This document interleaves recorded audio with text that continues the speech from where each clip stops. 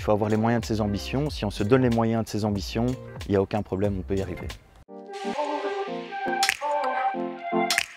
Alors, je m'appelle Raphaël Nossoda. J'ai créé la société Jardiraf il y a à peu près 8 ans, qui consiste en tout ce qui est jardinage, création, entretien, abattage.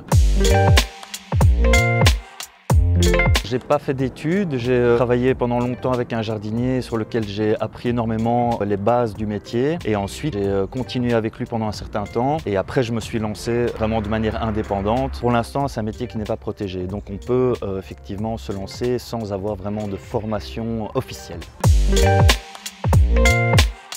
Il faut pouvoir avoir un peu de sous de côté quand même pour pouvoir avoir une base de matériel. De préférence se créer un site internet aussi pour pouvoir avoir une visibilité. Et alors une bonne dose de courage puisqu'évidemment il y a énormément de travail à fournir quand on se lance, quand on débute pour réussir à performer dans son entreprise.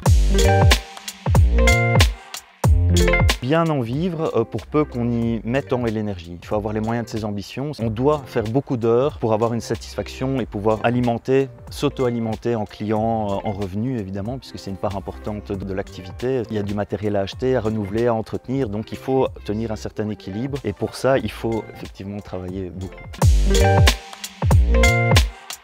Moi, ce que j'aime bien, c'est finalement l'ensemble global, c'est-à-dire le contact clientèle, vendre ses contrats, pouvoir vendre un peu du rêve aux clients et puis après la réalisation du travail qui est aussi ultra satisfaisant pour soi-même, c'est-à-dire que quand je rentre le soir, souvent je suis crevé, mais c'est une bonne fatigue, c'est une fatigue saine, c'est-à-dire qu'on est content d'avoir réalisé quelque chose de bien.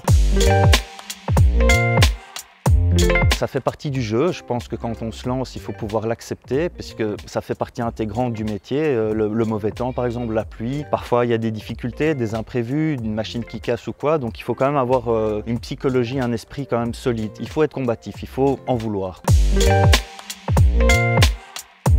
Avant, j'étais employé de bureau, donc j'avais une très bonne place, c'était très bien payé et tout ça, mais il y avait un manque de réalisation personnelle. Moi, je voulais pouvoir me réaliser, faire vraiment quelque chose qui me satisfasse. Et dans le travail de bureau, souvent, on a un cycle qui recommence tous les jours, et donc on relance ce cycle chaque jour. Alors que dans le métier que je fais maintenant, c'est extrêmement varié. C'est ça aussi qui, moi, me booste aussi, c'est ne pas avoir de monotonie dans le métier.